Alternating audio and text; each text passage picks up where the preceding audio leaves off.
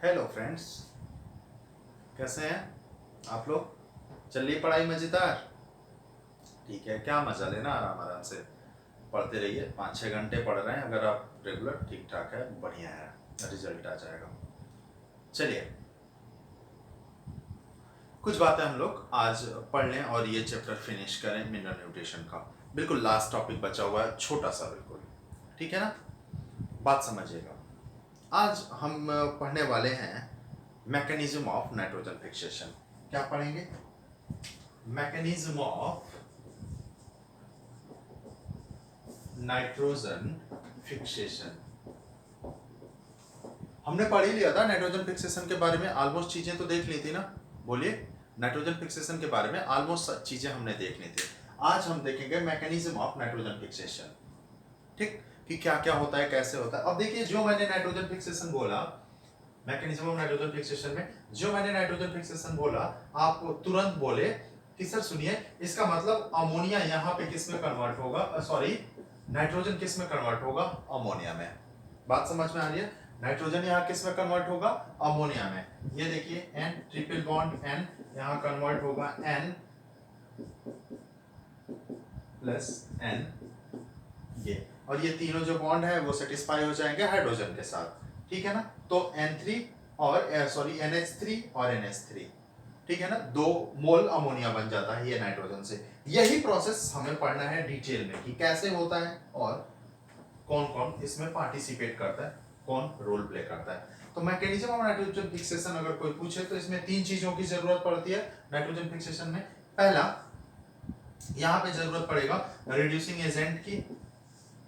Reducing agent, अरे nitrogen ammonia में change हो रहा है तो रिड्यूस ही तो हो रहा है, तो रिड्यूसिंग एजेंट। रिड्यूसिंग एजेंट में देखिएगा यहाँ पे NaDH2, NADPH2 और FADH2। ठीक है, NaDH2, FADH2 और NADPH2, NaDH2 और FADH2, 3। अब आपसे पूछा जा सकता है यहाँ से क्वेश्चन कि रिड्यूसिंग एजेंट नाइट्रोजन फिक्सेशन में कौन सा होता है, आप बता ले जाएंगे। और इसी को बोल दिया जाता है, मैं आपको बताऊं, जिसको बोला जाता है कि बाहर से क्वेश्चन आया हुआ है। जब ये सब पूछ देता है तो आप बोलते हो बाहर से क्वेश्चन आया हुआ है। अरे खुद भी आप सोचो, नाइट्रोजन अमोनिया में चेंज होगा तो जाहिर सी बात है रिडक्शन हो रहा है ना, तो रिडक्शन के लिए इसे हाइड्रोजन तो चाहिए चाहिए।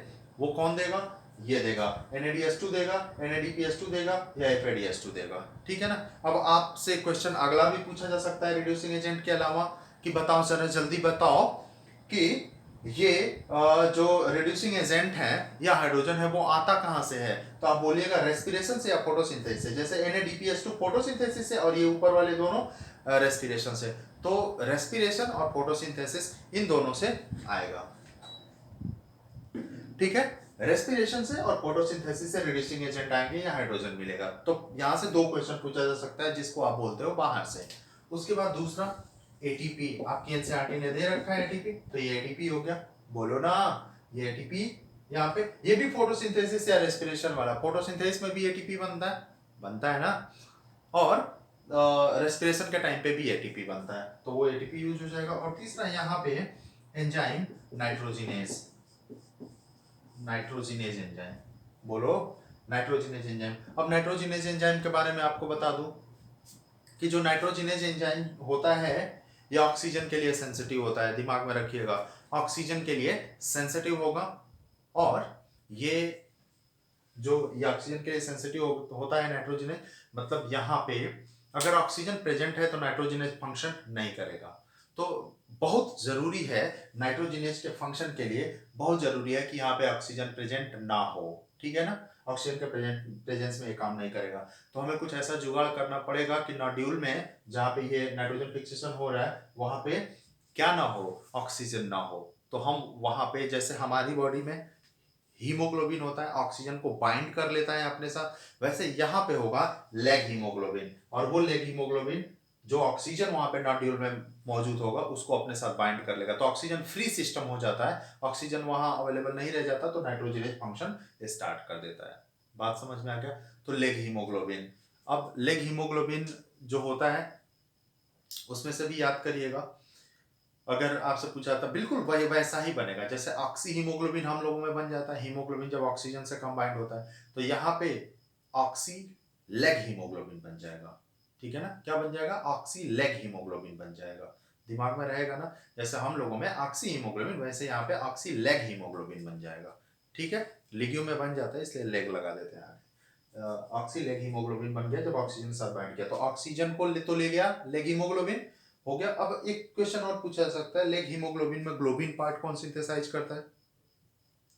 ग्लोबिन पार्ट प्लांट करेगा सिंथेसाइज, और जो हिम पार्ट होता है उसको बैक्टीरिया सिंथेसाइज करेगी। याद रहेगा, ग्लोबिन पार्ट प्लांट करेगा सिंथेसाइज, जो लेग हीमोग्लोबिन बन रहा है उसका ग्लोबिन पार्ट कौन करेगा? प्लांट, और हिम पार्ट बैक्टीरिया करेगी सिंथेसाइज।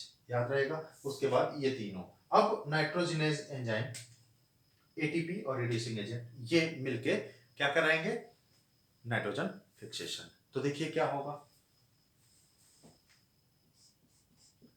N2, पूरा ओवरऑल रिएक्शन में लिख रहा हूं, N2 plus 8 electron plus 8 proton plus 16 ATP. ठीक है, N2 plus 8 electron plus 8 proton plus 16 ATP, और यहाँ पे एंजाइम नाइट्रोजिनेज आ जाएगा। ठीक है ना, नाइट्रोजिनेज एंजाइम इस सारे प्रोसेस को कराएगा। अब जरा देखो, 8 इलेक्ट्रॉन और 8 प्रोटॉन मिलके क्या बनाएंगे? 8 हाइड्रोजन बना लेंगे। 8 इलेक्ट्रॉन और 8 प्रोटॉन मिलके 8 हाइड्रोजन बनाएंगे ना। अरे एक हाइड्रोजन में 1 इलेक्ट्रॉन 1 प्रोटॉन, तो 8 इलेक्ट्रॉन 8 प्रोटॉन में 8 हाइड्रोजन बन जाएगा। तो N2, और यहाँ पे 8 हाइड्रोजन है, 16 एटीपी है। तो देखो यहाँ पे क्या बन जाएगा, 2 अमोनिया, 2 मोल अमोनिया बन जाएगा। बन गया?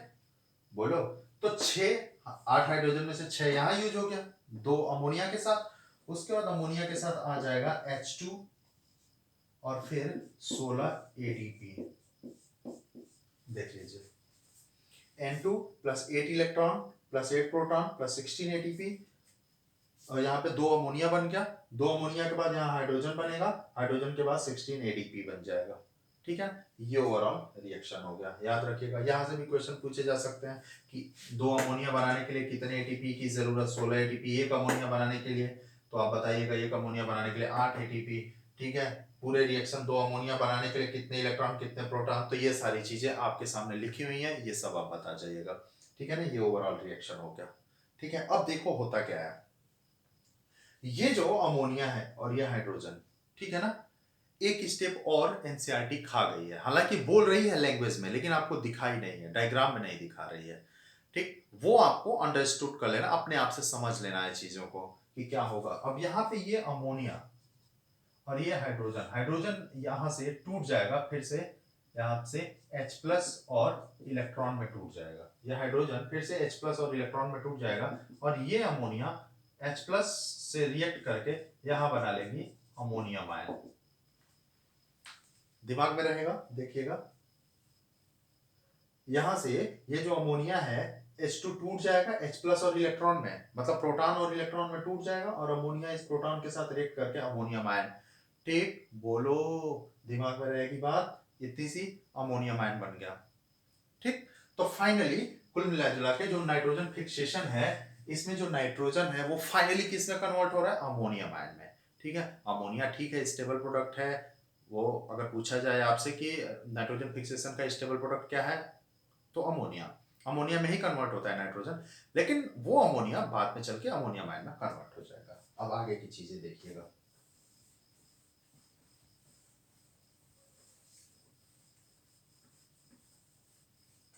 अब अगली चीज कि इस अमोनियम आयन का होता क्या है। अब हम करेंगे क्या, नाइट्रोजन है तो एमिनो एसिड बनाएंगे, बोलो ना, अमीनो एसिड बनाएंगे, प्रोटीन बनाएंगे, विटामिन बनाएंगे, हार्मोन बनाएंगे, न्यूक्लिक एसिड बनाएंगे, न्यूक्लियोटाइड, न्यूक्लियोसाइड, ये सब बनाएंगे। तो नाइट्रोजन का काम और है ही क्या, तो यहाँ पे अमोनियम आयन लेंगे। अमोनियम आयन का काम हम क्या करेंगे, चूंकि अमोनियम आयन टॉक्सिक होता है तो इसको बॉडी में बहुत ज्यादा देर तक रख नहीं सकते हैं, इसको हमें किसी न किसी दूसरे फॉर्म में चेंज कर देना होता है। तो अमोनियम आयन को हम अमीनो एसिड बनाने में यूज कर लेंगे। तो ये जो अमोनियम आयन है, अब देखिएगा, नाइट्रोजन फिक्सेशन वाला प्रोसेस हो गया सारा। अब हम क्या करेंगे कि जो अमोनियम आयन है, ये अमोनियम आयन, अमोनियम आयन ये रिएक्ट कर जाएगा alpha keto glutaric acid, alpha keto glutaric acid. अरे यार, मैंने बोला अल्फा कीटो ग्लूटारिक एसिड बहुत ही ज्यादा इंपॉर्टेंट। बोलो बोलो यार, कुछ याद आया आपको? आपने तुरंत सोचा कि सर रुक जाओ, अल्फा कीटो ग्लूटारिक एसिड याद आ रहा है, क्रेब साइकिल का पार्ट है। बोलो यार, क्रेब साइकिल का पार्ट है। हम्म, क्रेब साइकिल का पार्ट है अल्फा कीटो ग्लूटारिक एसिड। और आपको याद होगा अल्फा कीटो ग्लूटारिक एसिड के एक स्टेप पहले, बोलो ना, वहां पे NADH2 बन रहा था, और अल्फा कीटो के बाद NADH2 बन रहा था। अल्फा कीटो ग्लूटारिक एसिड के पहले CO2 बन रहा था, अल्फा कीटो के बाद CO2 बन रहा था। तो याद आ रहा है ना, अल्फा कीटो ग्लूटारिक एसिड इस वजह से इंपॉर्टेंट हो जाता है कि अल्फा के पहले और अल्फा के बाद दोनों जगह NADH2 बनता है। तो वही alpha keto glutaric acid Kreb cycle वाला यहाँ पे आ जाता है। Ammonium ion alpha keto glutaric acid के साथ रिएक्ट कर जाएगा, ठीक है। और यहीं पे एक और आ जाएगा NADPH, NADPH, ठीक है। तो ammonium ion alpha keto glutaric acid NADPH ये आ जाएगा। और यहाँ पे एक एंजाइम काम करेगा, देखिएगा, ग्लूटामेट डिहाइड्रोजिनेज, ग्लूटामेट डिहाइड्रोजिनेज, ठीक है। कौन सा एंजाइम काम किया? Glutamate dehydrogenase. और यहाँ फिर अमीनो एसिड बन जाता है ग्लूटामिक एसिड। बात समझ में आ गई? देखिएगा, अमोनियम आयन क्रेब साइकिल का जो इंटरमीडिएट है अल्फा कीटो ग्लूटारिक एसिड, उसके साथ रिएक्ट कर जाता है NADPH के प्रेजेंस में। और एंजाइम कौन सा काम करेगा? ग्लूटामेट डिहाइड्रोजिनेज और ग्लूटामिक एसिड बन जाएगा। अब देखो कितने सारे क्वेश्चन आ गए। पहला क्वेश्चन पूछेगा रिड्यूसिंग एजेंट कौन सा होगा? NADPH। एंजाइम कौन सा होगा? Glutamate dehydrogenase. अब देखो एक और क्वेश्चन जो पहली पहली बार आप सुने होंगे और आपसे पूछा जाएगा तो आप बोलोगे कि बाहर से पूछ दिया था यार, पता नहीं ये NTA वाले कहाँ कहाँ से बाहर से पूछ रहे हैं, ऐसा कुछ आप बोलेंगे। लेकिन बाहर से बिल्कुल नहीं है, ना ना, बिल्कुल नहीं। गजब की बात, देखिएगा, आपसे एक लाइन का छोटा सा क्वेश्चन पूछा कि the first amino acid formed in plant will be, amino acid के अंदर पहला बनने वाला, सॉरी, प्लांट के अंदर पहला बनने वाला अमीनो एसिड कौन सा होता है? ग्लूटामिक एसिड, ठीक है ना। सबसे पहले ग्लूटामिक एसिड ही बनता है किसी भी प्लांट में, ठीक है। अब इस ग्लूटामिक एसिड का यूज करके बाद में और सारे अमीनो एसिड बनेंगे, ये अलग की बात है, ठीक है ना। लेकिन पहला अमीनो एसिड ग्लूटामिक एसिड ही बनेगा, ठीक है ना। तो ammonium ion alpha keto glutaric acid NADPH, glutamate dehydrogenase और ग्लूटामिक एसिड। अब अगला क्वेश्चन यहां से आ जाएगा, ये सब पूछ दे सकता है, रिड्यूसिंग एजेंट पूछ दिया, ठीक है ना, ग्लूटामेट डिहाइड्रोजिनेज पूछ दिया, पहला अमीनो एसिड का नाम पूछ दिया। और देखो NCERT ने दे रखा है, उसने लिखा नहीं है पहला अमीनो एसिड, लेकिन आप खुद ही से समझ लेना है क्या। जब अमोनियम आयन आया वहां से रिड्यूस होकर, जब नाइट्रोजन फिक्सेशन हुआ, अमोनियम आयन आया, तो सबसे पहले ग्लूटामिक एसिड बन रहा है। तो फर्स्ट अमीनो एसिड प्लांट में कौन सा प्रोड्यूस होगा? ग्लूटामिक एसिड ही तो होगा, बोलो ना। तो ये हो गया। अब ये सब दो तीन क्वेश्चन यहां से आ गया। एक और चौथा क्वेश्चन, ये रिएक्शन दे देगा और पूछेगा कि इस पूरे स्टेप को हम बोलते क्या है? तो बोलते हैं रिडक्टिव, रिडक्टिव एमिनेशन। क्या बोलेंगे? Reductive ammunition. दिमाग में रहेगी बात। उसके बाद अब ग्लूटामिक एसिड बन गया, तो देखो अब और अमीनो एसिड बनाने, एक ही अमीनो एसिड ग्लूटामिक एसिड से तो काम चल नहीं जाएगा, और भी अमीनो एसिड की जरूरत पड़ेगी। तो और अमीनो एसिड इसी ग्लूटामिक एसिड का यूज कर करके बनाएंगे। जैसे इस प्रोसेस को बोलेंगे हम transamination. Transamination, trans मतलब होता है अदला बदली। ट्रांस एमिनेशन का मतलब, ध्यान से सुनना दोस्त, अदला बदली की बात करते हैं, ठीक है ना। अदला बदली, जैसे ये दो चीज है, इसका इसके पास चला जाए, इसका इसके पास, तुम्हारी कोई चीज तुम्हारे दोस्त के पास, उसकी कोई चीज तुम्हारे पास आ जाए, समझ रहे होगे। तो ये बातें हो गई ट्रांसएमिनेशन की। अब ट्रांसएमिनेशन में देखो क्या हो गया, ये हमने ले लिया ग्लूटामिक एसिड, बहुत इजी तरीके से बता दे रहा हूं, समझ लेना, ग्लूटामिक एसिड। और यहां हमने ले लिया कोई कीटो एसिड, क्या ले लिया? Keto acid.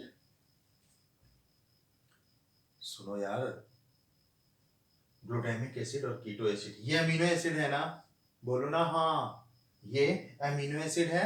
अमीनो एसिड के पास होगा एमिनो ग्रुप, बोलो होगा ना। अच्छा आओ डिटेल में ही बता दे रहा हूँ, समझिएगा जरा। R1CNH2COOH और ये हो गया इधर H। ये मैंने ग्लूटामिक एसिड का स्ट्रक्चर लिख दिया, बात समझ रहे हो। ये हो गया हमारा एमिनो एसिड। और कीटो एसिड क्या होता है? कीटो एसिड का मतलब होता है जिसके पास कीटोन भी हो और एसिड भी हो। आसान है ना, कीटोन भी हो और एसिड भी हो। जैसे यहाँ R2COOH, देखो ये कीटोन ग्रुप भी है और एसिड ग्रुप, इस वजह से इसको बोला जाता है कीटो एसिड, R2COCOOH। जैसे एसिटोएसिटिक एस्टर, ठीक है ना, एसिटोएस्टिक एसिड, इस टाइप का कुछ भी अगर आपसे पूछा जाता है तो ग्लूटामिक एसिड और कीटो एसिड। ट्रांसएमिनेशन में क्या होता है, कॉन्सेप्ट समझ लीजिएगा, बाकी तो खुद भी आप कर लोगे। अदला बदली किया जाएगा। अदला बदली में क्या किया जाता है समझिएगा, ये NH2 ग्रुप कीटो एसिड के कीटो ग्रुप से रिप्लेस हो जाएगा। मतलब ये जो कीटो ग्रुप है वो आ जाएगा इसके पास और इसका अमीनो ग्रुप इसके पास चला जाएगा। मतलब मैं हिंदी में आसान शब्दों में बोलूं, ग्लूटामिक एसिड का एमिनो ग्रुप, ग्लूटामिक एसिड का एमिनो ग्रुप कीटो एसिड के कीटोन से रिप्लेस हो जाता है। मतलब कीटो एसिड का कीटोन आ जाएगा एमिनो एसिड के पास और एमिनो एसिड का एमिनो ग्रुप कीटो एसिड के पास चला जाएगा। तो जहां ये C डबल बॉन्ड O है वहां CNH2 आ जाएगा। बात समझ रहे हो ना, यहाँ CNH2 आ जाएगा और यहाँ C डबल बॉन्ड O आ जाएगा। समझ में आ गई बात? इतनी सी बात, आसान है ना। तो बातें फिर से समझिएगा। अगर आपसे पूछा जाए कि क्या क्या होता है ट्रांसएमिनेशन में, तो बोलिएगा ट्रांसएमिनेशन में अदला बदली होगी चीजों की। अदला बदली में क्या होता है, amino group of amino acid keto acid के कीटो ग्रुप से रिप्लेस हो जाता है। मतलब जो कीटो एसिड का कीटो ग्रुप है वो आ जाएगा एमिनो एसिड के एमिनो वाले जगह पे और अमीनो वाला चला जाएगा कीटो एसिड के कीटो वाले ग्रुप पे। ठीक है ना। तो देखो अब यहाँ पे हम कुछ इसके एग्जाम्पल देख लेते हैं। ये समझ में आ गई ना बात आपको, ग्लूटामिक एसिड का ये वाला NH2 यहाँ चला जाएगा और इसका CO यहाँ आ जाएगा। ठीक है, अब देखो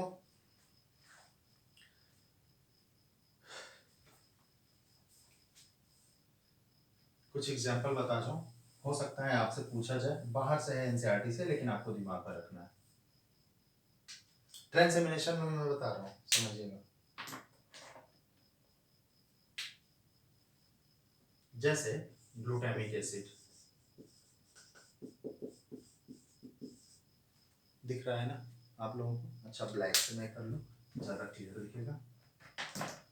जैसे ग्लूटामिक एसिड, ग्लूटामिक एसिड। अब ग्लूटामिक एसिड के साथ हम क्या करें, कोई भी कीटो एसिड ले लें, बोलो ना, कोई भी कीटो एसिड ले लेते हैं। तो कीटो एसिड लेंगे, कोई भी कीटो एसिड ले लो यार, जैसे पायरुविक एसिड है, ऑक्सैलोएसिटिक एसिड है, कोई भी ले लो। तो देखो क्या होगा, ग्लूटामिक एसिड प्लस हमने ले लिया पायरुविक एसिड, पायरुविक एसिड, ठीक है ना। तो ग्लूटामिक एसिड और पायरुविक एसिड यहां बन जाएगा एलेनिन। बात समझ में आ गया, glutamic acid plus pyruvic acid alanine बन जाएगा। ये देखो ये कीटो एसिड है और ये है एमिनो एसिड।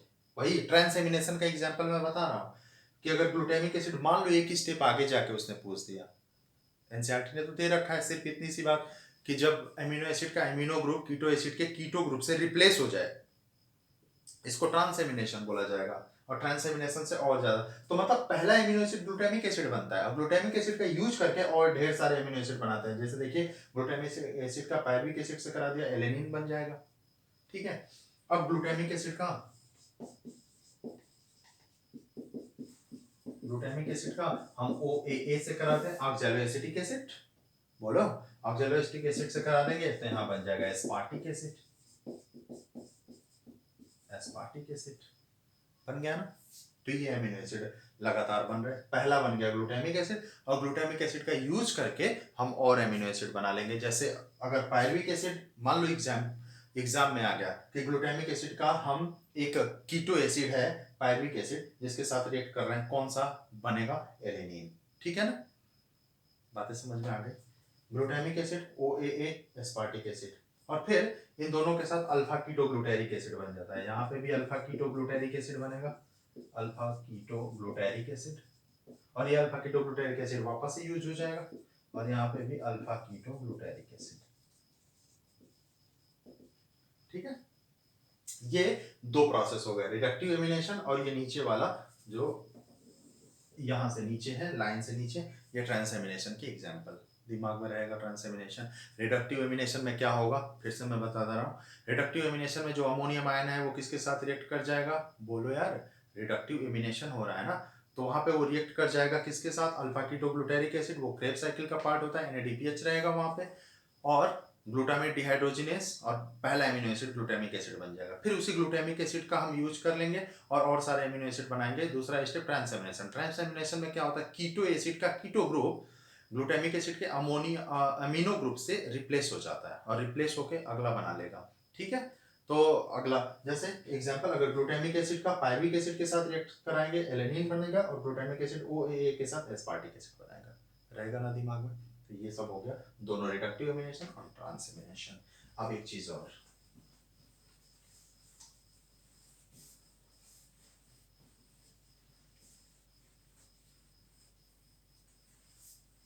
देखिएगा, ये जो एमिनो एसिड बन रहा है, मतलब ग्लूटामिक एसिड बना तो, एलेनिन बना तो, एस्पार्टिक एसिड बना तो, कोई भी बन गया, ठीक है ना, कोई भी बन गया, कोई मतलब नहीं, जो भी एमिनो एसिड बना, ये जो प्लांट है अमाइड के फॉर्म में इसको स्टोर करता है, ट्रांसपोर्ट करता है। किसके फॉर्म में, अमाइड के फॉर्म में, एमिनो के फॉर्म में नहीं, एमिनो एसिड के फॉर्म में नहीं करता। किसके फॉर्म में करता है, अमाइड के फॉर्म में। बात समझ रहे हैं, देखो याद रखिएगा, अमाइड के फॉर्म में प्लांट स्टोर करेगा, ट्रांसपोर्ट करेगा। आपने बोला कि सर एमीन के फॉर्म में उसको क्या प्रॉब्लम थी, जब ग्लूटामिक एसिड बना तो ग्लूटामिक एसिड के फॉर्म में ही रहने देना था, अमाइड क्यों बना रहा। देखो यार, ज्यादा ज्यादा नाइट्रोजन को कैरी करना है ना, बोलो, एमिनो एसिड के फॉर्म में ज्यादा से ज्यादा उसको क्या करना है, एमाइड के फॉर्म में प्लांट इसको कैरी करेगा। अब आपके दिमाग में आ गया कि सर अमाइड के फॉर्म में क्यों, अमाइड के फॉर्म में ज्यादा से ज्यादा नाइट्रोजन को वो कैरी करेगा। आइए दिखाता हूं आपको कैसे। जैसे आप देखिएगा, ये एमिनो एसिड है RCHNH2COOH, ठीक है ना, ये हो गया। देखिएगा RCCOOH और H, ये क्या हो गया, अमीनो एसिड। और अमाइड क्या होता है, अमाइड यही OH ग्रुप NH2 से रिप्लेस कर दो, CONH2 हो जाए। आपने पढ़ा होगा ऑर्गेनिक केमिस्ट्री में, ये OH यहां से रिप्लेस हो जाए और इसकी जगह NH2 आ जाए, तो मतलब ऐसा कुछ बन जाए,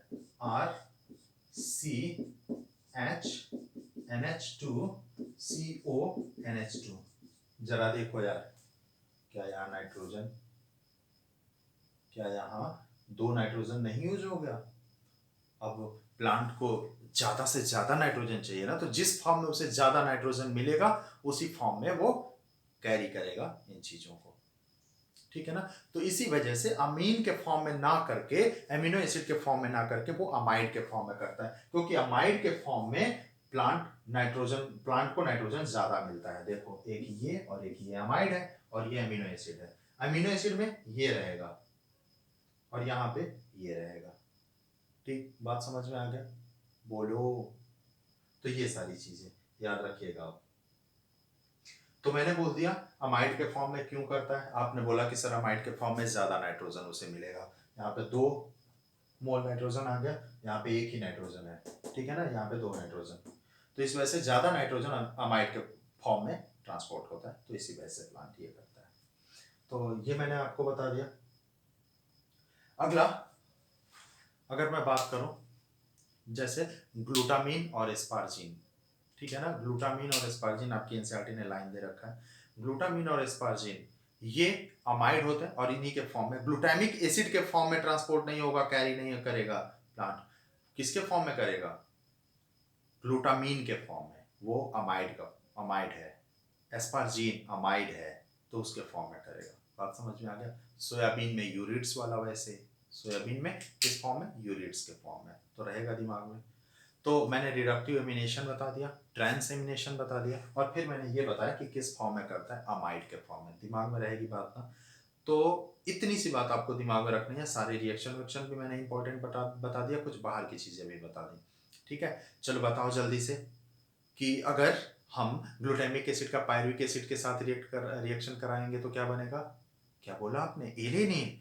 वाह यार, गजब की बात। और अगर हम रिएक्ट करा दें ग्लूटामिक एसिड को OA के साथ तो एस्पार्टिक एसिड। बहुत बढ़िया। ये सारी चीज़ें थोड़ा सा बाहर। पहला एमिनो एसिड कौन बना था? Glutamic acid.